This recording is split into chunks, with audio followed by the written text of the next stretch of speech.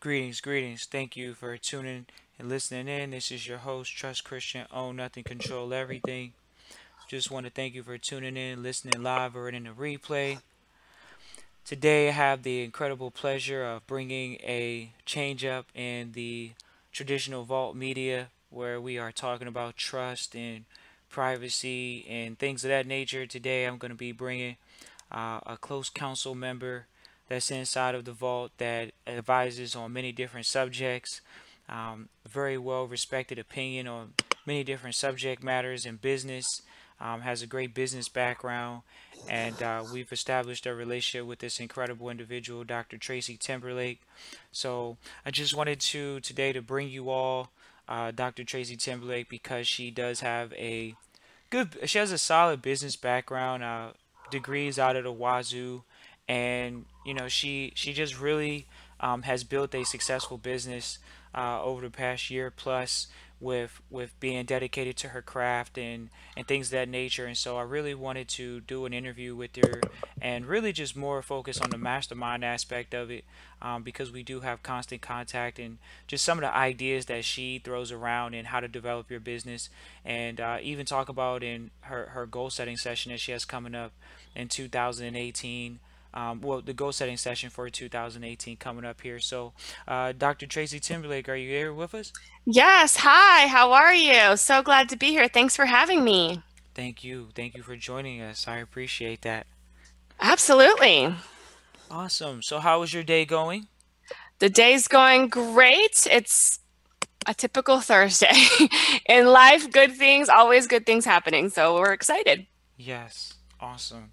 Awesome. So, Dr. Tracy, I definitely always value your opinion in, we have a lot of good conversations. And one of the things that I wanted to really start out with talking about is I know as a female entrepreneur in the online space, you always talk about branding yourself as an authority. And, you really help kickstart me with developing a lot more content on YouTube. Could you really talk about what you would say establishes a digital leader, and what I know that's a phrase that you coined and something that I use, but what would you say is digital leadership, and just your thoughts on that? Well, I think it's really important to kind of just take a look at leadership as a whole. And leadership is something that's been studied, for millennia, right? Like centuries upon centuries, people have studied and wanted to know what was leadership. What was the thing that made somebody a leader? And I guess simply put, as John Maxwell says, leadership is influence. And so we're taking a look at what the world is doing right now, and we're moving from traditional aspects of leadership into digital leadership because of the advent of social media and the digital age. It's an important part of the conversation to really introduce the topic of digital leadership because this is where everything is going right now. And I think when you talk about what it looks like to influence somebody, right, it's when you have people who are following you. And understand when I say it is not, I'm not saying you are only a digital leader if you have 1 million followers or if you have 10,000 followers. You can be a leader with a few followers. The point is that you are influential. Ideally, I come from a business background, as we talked about. So ideally, you want to be influential in a particular industry and establish yourself as a digital leader in that arena, in that area of specialized interest. I think there are so many people who are leaders and don't recognize that they are, and they're not leading people in the right way. You can look at Instagram, you can look at Facebook, you can look at Twitter or Periscope and find people who really do have very large followership and they have influence. And I think it's time to kind of tip the scale to create a little bit of balance. So every leader in the online world doesn't have to be leading people astray or leading people in the wrong way. Like there are great leaders who have a lot to say, who can really be change agents for the world. And that's, I guess, the message the message that I'm trying to share is that anybody can be a leader, but let's really influence the world for good. I actually, as I was listening to you speak, I was thinking about the many courses that you have put together to encourage to really guide and coach entrepreneurs in the space of online digital leadership. Could you actually talk about the coaching element in relationship to the leadership? Because I think a lot of times, people they end up just saying, oh, they have a following. But Right. what is the transition from being an online digital leader of having influence to actually being a coach such as yourself, where you have coaching programs and you still are developing content, but it's actually enabling others to benefit, not just spitting out a bunch of positive quotes on their Instagram or Facebook page to make people feel good as far as a pep talk or pep rally. What would you say about that? Sure. I mean, when we're looking at coaching right now, being a coaching or being a consultant, it really I love it because it's an avenue for people to have massive influence, be leaders. It's an avenue for people to create income in a different way. It's a gateway into entrepreneurship that has never existed before because of the digital age, like we talked about. It's the fastest growing industry in the world, and digital learning right now. So those who create courses, those who create online content for learning, and sell it as a service. So digital learning in the form of coaching and consulting and online courses, it's a $225 billion industry. I don't think we need to say more to convince ourselves that it is the wave of the future. A lot of what's happening, even you can take a look at traditional education. They're moving a lot of traditional education into the online space to create online courses or online classes, because this is how the future generations are learning. It's a very natural form of learning. Learning is more mobile than it is sitting in a classroom. And for the first time in history, you have the opportunity to really take control of the life that you want to live and create an income based on a desire. And if you want to make $1 million, great. There's tons of ways to do that in the online space, right? And you can be a digital leader all while doing it. If you want to make $50,000, also great. So you can, I mean, just think about it. Up until now, somebody else has been making decisions for you, pulling the puppet string, so to speak. They will accept you into college. They will accept your resume. They will hire you. But now you actually get a chance to decide for yourself how much money you want to make, where you want to work, when you want to work, and everything in between. Right. And you feel with coaching that you've seen an impact and seen, results yourself as a coach with coaching people online as well. Do you think that the marketplace is primed for not just content of coaching, but actually seeing the results of the students and the pupils actually benefiting from the content?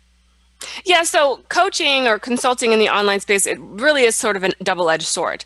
Um, Coaching has been around, I mean, forever, right? If you think back to any of the like ancient Olympic games in Greece, people had coaches. Athletes have had coaches forever. My brother was a professional athlete. He had coaches. He is now a coach himself, and so it's a very natural thing for some different industries to have coaches. When you think about it for like life coaches or health coaches, there's a double-edged sword simply because there isn't a governing body that is able to say, well, this makes a good coach and this makes a bad coach. So effectually, anybody can declare themselves a coach. Anybody can wake up one morning and say, today, I'm going to be a coach, and then put together business cards, put a website together, and all of that stuff. But just declaring yourself a coach doesn't actually make somebody a good one. And so this is where social proofing really does come in, making sure that the programs that you create, the systems that you have in place to work with people are actually getting people results that can provide social proof for your business and can say, yes, this person's system is actually working because look at the results that I'm getting, right? So while anybody can declare themselves a coach, it's very important, I would say, to make sure that you're creating a system that actually does work for people, that people can get results, because then you will have a sustainable business. If you declare yourself a coach and no one is getting any results by working with you, then your business isn't going to last for very long. Right. And do you think that the word coach is kind of synonymous with mentor? I think it can be in certain circles. I Okay. don't think it necessarily has to be. For example, as an athlete, right? You have a coach. You don't have a mentor. You have a coach. Right. It's not necessarily a mentor. So I think it just depends on the industry. Some people will call me their mentor because my program, I do sort of run it as more of a mentorship, and some people will call me their coach. So for I guess my particular industry, it's interchangeable, but not all the time. Okay. Okay. Well, could you actually give your I have a bunch going through my head right now, but so when you talked about the content shifting from traditional education to an online platform. What would your thoughts really be on that subject? Do you feel traditional education still has its valor and its merit, or do you think that the education that's being provided through coaching online is actually almost in a superior capacity at this point because it's given such niche, specific tools for individuals to pick up and run, where sometimes a lot of traditional school is actually a lot of outdated information? Yes, and so right. So I think the way, for example, the way that I run my programs is very much in tandem traditional education, and the reason why is because there is validity there. I will say that the system is absolutely broken, but there is validity simply because it is the traditional way that we learn. People learn in this particular structure because that's, and granted, that is all that they've known, like from kindergarten to 12th grade and then off to college. If they've gotten advanced degrees, this is how they learn. They learn in a classroom type format. They learn with live lecture type format. And so that's what they're used to. But as you said, coaching does provide sort of niche markets where you can learn what you need to know to accomplish a particular task in a small, concise area. So if you're going to go to college, you're probably going to take, you know, half the classes that you're taking are not really classes that you're going to need. And furthermore, a lot of them, if you, at least in business school, for example, or marketing classes, they're going to be obsolete by the time that you graduate. There are some courses I would say that aren't necessarily that way. Like a law degree, for example, typically the law stays the same. Like the entirety of the law doesn't change to where you have to revamp everything, right? You might get a new UCC code per year, but that's pretty much it. Medicine, as technology increases, you know, as new innovation happens, then that might change. But generally, it's the same. So I wouldn't say like go get a coach if you want to be a surgeon. I would probably say go to school. So it really just depends on what the industry is that you're looking at. But there is value to combining both, because when you create courses, for example, that are completely self-study, and you know there are many different polls and things that have taken a look at this. A self-study course, the majority of the people will never complete it. They'll purchase it, they'll spend thousands of dollars on it, and I'm guilty of this as well, spending thousands of dollars on quote-unquote coaching courses that are completely self-study, where there's not a teacher or a lecture or anything involved, and then I just won't go through it because it's not how I've learned traditionally. So I think that taking a look at that and through my research, really seeing what the process is for somebody learning in a coaching program, I recognized that right away. And so wanted to make sure that I implemented a combination of both traditional learning and digital learning in my programs. Well, I appreciate that, and that kind of leads me to going into what you are going to be conducting this Sunday, which is a what is that? A goal setting session in business. And I think a lot of people find it a hard time to set goals. I think partially because they don't have an accountability partner, or they really just don't have something that I would say is the stick it to them goals. Sometimes I think a lot of people have a hard time because the goal is either too far out, or something that is possibly even too close for them, you know, to achieve. So it's like, well, why even go after it at all? Could you kind of talk about what distinguishes your goal setting session as in comparison to other goal setting sessions that are out there in the market? Yeah, I mean, I wish I really knew the answer to this, but I would say that because I do combine both traditional uh, and digital, that's going to be sort of one edge that I would have over others. But also, one thing that I understand people, and I understand how people operate. I spent a very long time just studying anthropology and sociology and how people operate. I'm sort of like a behavior analyst. I like to watch what people do and see how they operate, and then try and create systems that would be more beneficial for them. I think the traditional goal setting methods are simply just like, okay, create your goals and then, you know, write them down, look at them, visualize them every single day and move on.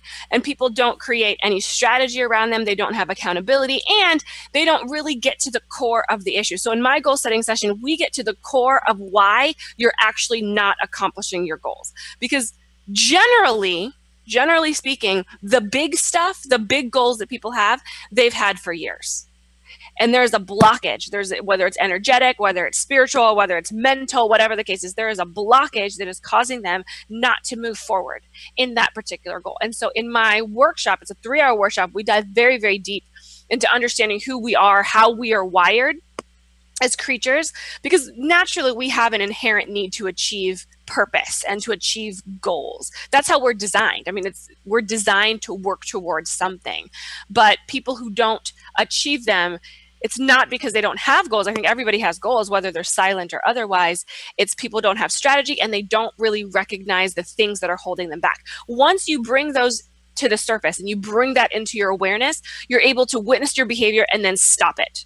But other than that, if you don't know what's actually causing you to not move forward in your goals, then it just becomes a subconscious programming that you have no idea even exists. And so those patterns of behavior are things that I really work with very closely with my clients, so that they can recognize them, whether they're working with me in the future or not. They can start to see, okay, that's an upper limit problem. Okay, that is an ego problem. Okay, actually that goes back to my 6-year-old self when this happened.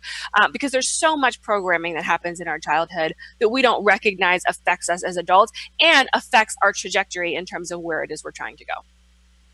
It sounds like you're like a behavioral scientist. I don't know if I'm a scientist. I just think that as a coach, there's a lot of intuitive coaching that I do. So it's never really cookie cutter in terms of how I coach people, because everybody has their own story and everybody has their own issues. And so as a really good coach, so for those of you who are looking for good coaches, a really, really good coach is going to be intuitive. They're going to be intuitive and they're going to be able to operate on instinct. I think that those are two qualities that are lacking in the coaching industry in general, because people focus more on process in terms of like strategy, like boom, boom, boom, boom, boom, step 1, step 2, step 3, instead of really getting to the core of the issue. Yeah, we had a couple listeners on the chat say one of them said ethics, and I think that that's important too, as well as having ethics when you're coaching. Having a Mm-hmm. value for the pupil or the individual that you are particularly coaching and things of that nature. So, yeah, thank you so much for You're sharing that. welcome. I think that real quick before you get out of here, when I hear you talk about uh, goal setting, could you talk about, have you always done it? And I know you're an ex-athlete, so it's kind of easy to kind of talk about goal setting, but how did that translate over into your business life, your personal life? How do you set goals for all of these areas? And do you have one coach for all of these areas? What would you say towards that? And what in specific are you going to be helping individuals with in your goal setting session? Okay, that was a lot of questions. Okay, what was the first question? Is So mainly about just it being a lot of like, there's so many areas to set goals in. So how yeah. are you enabling individuals when it comes in your coaching program to set goals for, in this 3-hour session? Like what type of goals are you specifically focused on? Business goals, personal goals, Oh no, you know? we talk about all the areas when it comes to goal setting inside of the workshop. So we talk about personal goals, financial goals, relationship goals, business goals, and career goals for those who are still, in a career. We talk about all of them. So it's definitely not just we're not just talking about business, because and you know this because we've talked about it, but how you do one thing really is how you do everything. And so when we take a look at goals, we're looking at love, friends, adventures, environment, health and wellness, your intellect, skills and education, spiritual goals, family, job, career, creativity, and community goals, because that is a holistic view. You can't have, or you can, but I would not advise it, have a life where one area is excelling and the other area is not. Typically, if you are expanding with support and in the proper capacity, as one area expands, all of the other areas will expand as well. Oh, That's a very natural process of how sort of how miracles work, how expansions work. So we take a look at everything. oh, awesome. Okay. That is good to know. So, I know that you have developed this goal setting session, and We definitely are going to be promoting everybody. I'm going to be posting that link inside of the description so you all can sign up for the goal setting course that she has, which is a session actually. It's a 1 day thing that she has, and you all can have access to more of her content. But I really wanted to kind of share with you all people that are in the vault. So I'm going to be doing a lot more of these mastermind sessions, and Dr. Tracy and I, we work very closely. Like I say, she's really helped the vault develop a quality. Uh, YouTube page with just the amount of followers and subscribers we've had grow over the past 6+ months, and then just the amount of content that we push out. She's very much in tune with the online space. She is a powerhouse in her space. If you all check out her page, she has tons and tons of followers. I mean, in a double, what is it, 5 digits when it comes to um, subscribers on her different channels, whether it's her Facebook page, whether it's her Instagram, whether it's her what is the other thing? What is it? Even Maybe YouTube, YouTube, even her Facebook, YouTube. YouTube. Yeah, yeah. And just she's really made it a point to step out and transition and move into a position of, like I say, online digital leadership. And I really do respect her ability to get out there and transform lives. I've seen it with the individuals that she's coached, just the results that they've gotten, and the success stories that she's been able to create. I think it's always important to get in the trenches and see the people that are actually creating the results, and always looking at a tree based off of its fruit. And you're one of those people that I respect that actually Thank always has you. really good fruit hanging from his tree. So I think it's always good to find people like that, and give people access to such a invaluable resource, because I know a lot of people do have online businesses, or they're looking to start online businesses, and they're looking to become a leader or an authority in their particular field, or they actually already have a bunch of followers and they just haven't been able to monetize them. And I know that that's something that you actually enable a lot of people to do, which is take their current followership and monetize that. I think what would you say real briefly about people feeling apprehensive about doing that video, or not trying to monetize their audience, because they don't want to make it seem like, oh, now I'm turning my friends list into a sales funnel, list. What would you say about that? Well, first of all, I would say it's selfish. That's what I would say. I would say it's very selfish. Simply because if you have something of value to offer somebody, something, and you are able to help change someone's life, or you are able to help educate, or you're able to provide a service that is going to make somebody's quality of living better, and you are actively choosing to not speak on it because you are concerned about what that's going to look like, that's very egotistical, right? Like, we look at ourselves and we go, because that it's a fear that we have, and that keeps us from actually being of high level service to others. So I would say the first thing is to take a look at that, right? And that's something that, and a lot of people feel that way. Believe me, clients come to me with this and we work through it.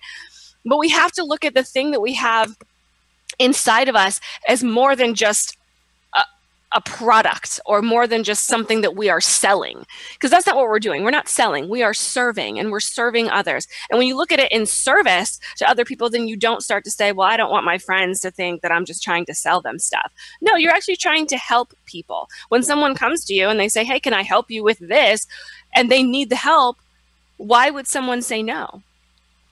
Right. So that's really more of an internal fear that we are thinking, because the truth of the matter is your friends are not going to think that you're trying to sell them something. The Oh, majority of people are not going to think that. I have a good one for you before we wrap up here, because this is the favorite question that I think a lot of newbie entrepreneurs run into, which is trying to sell their service or product to their Hmm. friends or family. And you've always, always impressed me with your response to this. So I would love for the listening audience to benefit from your thought process on, when you first go into business, who really is supposed to support you initially, and why they may not support you, so people can look at that and say, wow, I actually need to address this issue personally as an entrepreneur or a server. What would you say about that? Right. And my very first clients were my friends and family, who, those are my very first clients. And they're still my clients to this day. Like, I have some of my very best friends who I've known for decades, will invest tens of thousands of dollars to work with me because they know that the system works and they already trust me. So I think we start there. Your friends and family should be the people that are signing up for your stuff first because they should trust you. I think it speaks to your integrity because the people that know me in real life, they see what I'm doing. I mean, these people, they go to church with me. I'm the godparent to their children. And I'm not selling like a little $29 product. Like my services cost, like thousands of dollars. It's not, and so the fact that it's always really humbling for me that they would choose to make the investment with me because it means that they trust me beyond obviously a friendship, but they see what I'm doing. So they actually know that I am a person of integrity and they've seen my trajectory from when my business was nothing. They saw me when I started with a little, $197 product to now $10,000, $25,000 programs. So, and they've seen all of it and they can say, yep, you know what? She's actually doing something really awesome. Let me sign up to work with her. Because they know the value beyond just a dollar amount. They see the value because they see me in real life, and it's so humbling to know that they would look at my life and look at how I build things and how I operate and say, "Yep, I'm willing to spend that much money." Because this is not and I tell people this all the time. No one needs a coach, right? You don't need a coach. I'm not selling anti-cancer drugs. Because then I would be out of integrity to sell anti-cancer drugs for like $25,000 and people are dying. And here I am with these drugs. No, I don't sell that. What I sell, though, is a process. And people want coaching. They desire coaching because they know coaching is going to give them accountability. It's going to give them guidance. It's going to give them wisdom. It's going to give them support. It's going to give them strategy. It's going to give them all the things that they want. And it's going to get them to where they want to go a lot faster.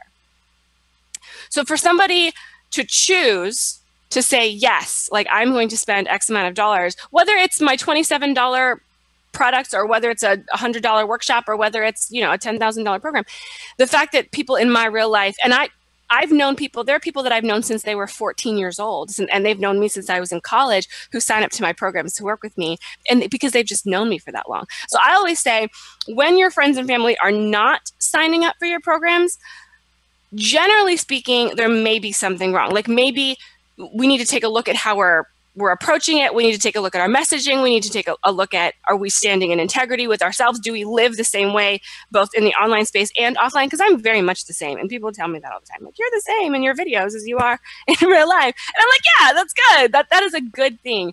So when you talk about ethics and when you talk about integrity, I think that that's really important. And the people that know you the best, if they can take a look at your business and say, yeah, and it may not be for everybody. I mean, everybody doesn't sign up, but if they can look at your business and say, yeah, you are a person of integrity, I can see what you're doing, that's, and they're giving you a thumbs up by investing with you, that's a really good sign.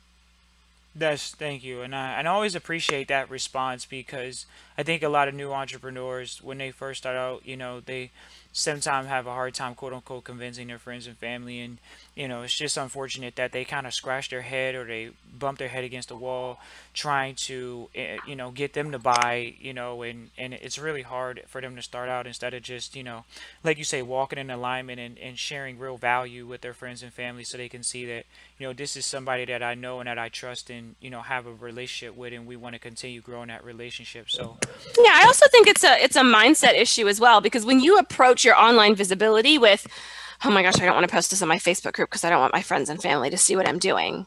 Well, if you don't want your friends and family to see what you're doing, then why would they? Why would they want to invest with you? Because you clearly are not, fully confident in your business yourself. So that's going to feed off of all of the content that you create. I mean, you really do have to not only believe in your mission, but you also have to believe in the message and know that it's meant for people. Some of those people are going to be your friends and family. It's a critical quality in leadership. right, I agree with that.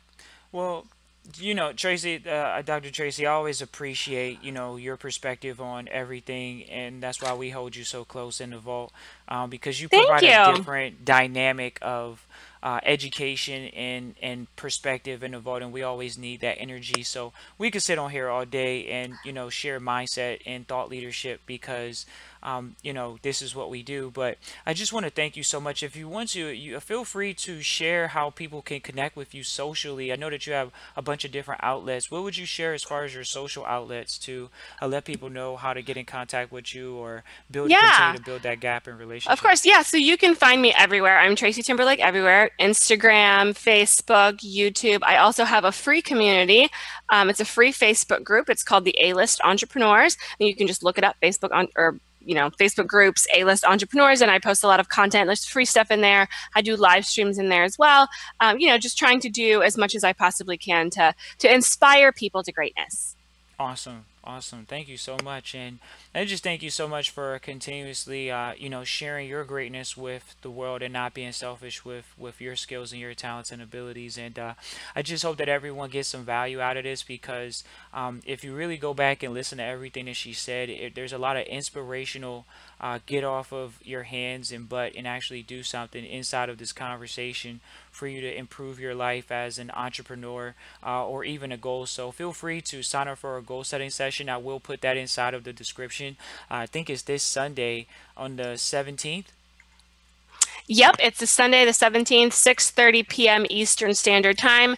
It is a power-packed 3 hours and we jump right in. So there's no fluff in this. We go right in. Awesome. Awesome. Well, thank you so much, Dr. Tracy. I appreciate you. Thank you for having Oh, me. always a pleasure. Look forward to you coming back again. Can we get you to do that soon? Absolutely, absolutely. Thank you so All much. right. Thank you so much. And everybody, you all enjoy the rest of your day, and we'll talk to you soon. Take care.